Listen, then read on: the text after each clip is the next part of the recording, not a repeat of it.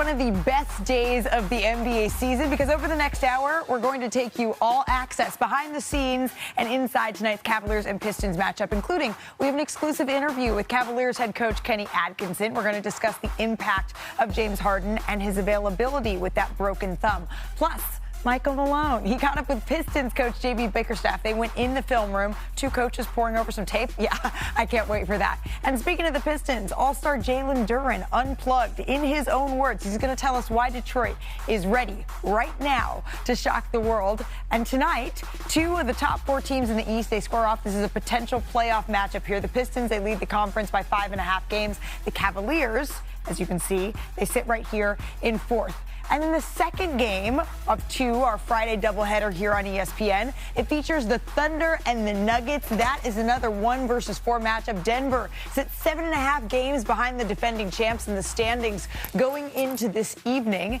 And the defending champs, friends, they're getting a boost tonight, which is our top story. Reigning MVP Shai Gilgeous-Alexander off of the injury report, and he has been cleared to return after missing the last 9 games with that abdominal strain. The Thunder, they have gone 5-4 since SGA went out, and you can see him right here today at shoot-around, getting some shots up. Here with our senior writer, Brian Windhorst, our do-it-all analyst, Chiney Ogumake. First of all, we have an excellent slate of games, but SGA is back here, Brian. What does this do for OKC? Well, in case you forgot, he averages 32 points a game and shoots about 56%, which is pretty good considering he's a guard. And by the way, the Thunder basically have won 80% of the games he's played this year. So that's a significant boost for a team that's playing another MVP candidate in Jokic tonight. So, look, the Thunder, I feel like, have actually played relatively well during this stretch. They've gotten some of their, end-of-rotation guys to get some momentum. Casey Wallace has 3 straight 20-point games. But they took some losses because they've had some tough games here. And, look, the number 1 seed ain't nothing. And, they're right on, the Spurs are right on their heels. And so Shai is back to restore order. Wendy, Malika, what comes with da-na-na-na? What's the word? Da-na-na-na-na. It's the final countdown. It's the final countdown. We're approaching the final quarter of the season. And I love how not only do these games matter for these teams, but it's also for the players. And he's still trying to solidify his MVP case. That is true. And so I have this game circled because it's a matchup of head-to-head MVPs. Right. And Oklahoma City, you talk about how they were able to, keep the boat afloat. It's largely because going into All-Star break, their question mark was three-point shooting. Mm-hmm. They addressed it. Without Shai, they actually shot, I think, the second or third best three-point percentage. So they found their stroke. Now they get their MVP back. Their defense has been consistent. It's got to be a good feeling in Oklahoma City. I love that also he's coming back against the Denver Nuggets. He's not choosing some sort of soft landing. Exactly. He's saying, I see your 3-time MVP. I raise you the most recent one. When we look back at last season, I think about that series that these two played. And Nikola Jokic doesn't want to hear it, by the way. I asked him about, you guys were this close to being the team that beat the Oklahoma City Thunder. And he said, yeah, but we didn't. How close do you think that gap is between these two? A couple of weeks ago, before Jokic got hurt the first time, I thought that the Nuggets were in great position. But since? He just hasn't quite been the same. His numbers are very good. Like, you look at his numbers and you say, oh, my God, they're still MVP numbers. But shooting percentage has just gone down a little bit. His turnovers have gone up. The other night, they did get a nice win over Boston.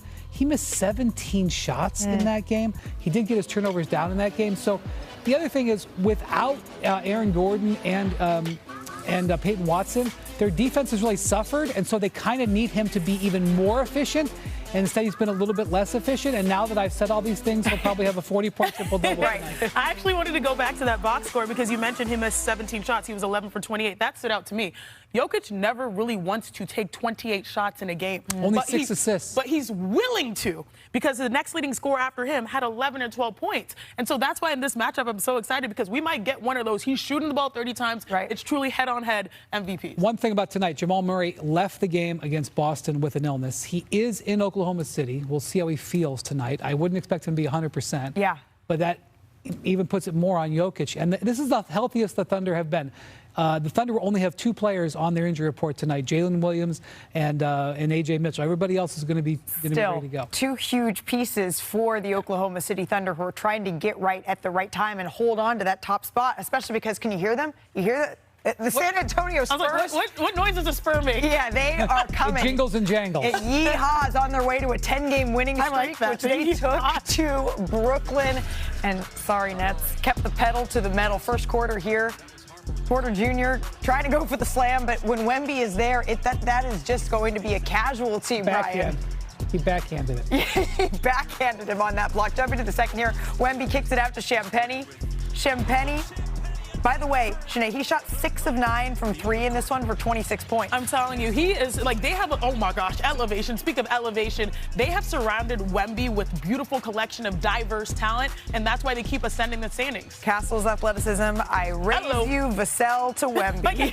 What do you do? What are you going to do about that play? You don't do that. anything. That is an unstoppable play. You run the other way. Oh my God. Harper drives to the paint. Sorry, Nets. He's been watching Wemby. Finishes with the slam. The Spurs having their way with this one. They get the Nets 126-110. And they finish February undefeated, a perfect 11-0 this month. And Sinead, they're averaging almost 125 points per game. The last team to average 120 points per game and go 10-0 or better in a month. We got to go all the way back to 71-72 when the Lakers, they did it twice that season. And then what do?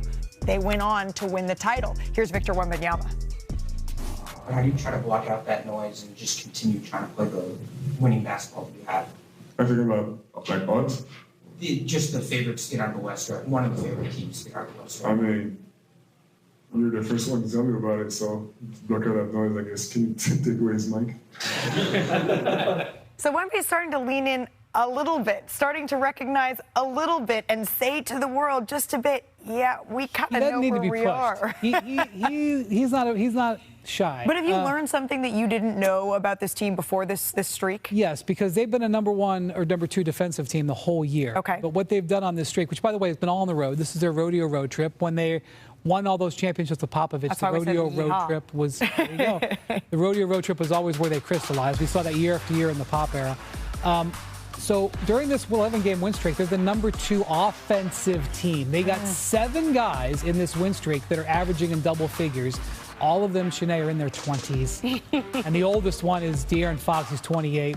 Champagnie, most of them are under 25. Champagnie last night had a career high. He's 24. So not only are they formidable for the future, I've just come to terms with the fact they're formidable in the present. Yep. You said that Wemby says he doesn't need to be pushed. We all see that. We all experience that. What's kind of funny is I learned that personally because for a long time my Instagram bio, yes, my Instagram bio was tougher than Nigerian hair because obviously, but I just changed it for the first time in almost a decade, and it says I beat Victor Wembanyama in 2K. And when I saw him for the first time in a while since we did our commercial, he walked up to me, didn't even say hi, hello. He's always friendly, right? He says, I'm gonna bust your ass. And I said, oh my gosh, like we're taking this seriously. And obviously it was in fun and jest, but that is his mentality when it comes to video games. Can you imagine what his mentality is when it comes to games? And then the second question I said is, how are you doing? He said, it finally feels good to win and to really win. And that's when I knew he does not need motivation. He does not need validation. All he needs are results. And during the time where they're 11-0, he averaged 23-11. He has been leading by example on top of like the 4 blocks. So yeah, he takes everything personally, and it brings out the best in his squad. And then you look at this, Janae. He's going to have to take this schedule personally because it's tough, right? Over the next 14 games, they face 5 of the NBA's top 7 teams. By the way, none of what I'm saying right now scares the Spurs or Victor Wembanyama. But their other 2 games in that span are at 76ers, and then they're at home against the Clippers, but it is the second night of a back-to-back. We mentioned going to the Garden up next. Well, Wemby shows up when the lights are bright on Broadway. This is Christmas 2024, the last time he was in the Garden. He had a game-high 42 points, 18 rebounds, 4 blocks, 4 assists. It was a 3-point loss to the Knicks, but heck of a stat line there for Can't Victor forget that. Wembanyama. How long does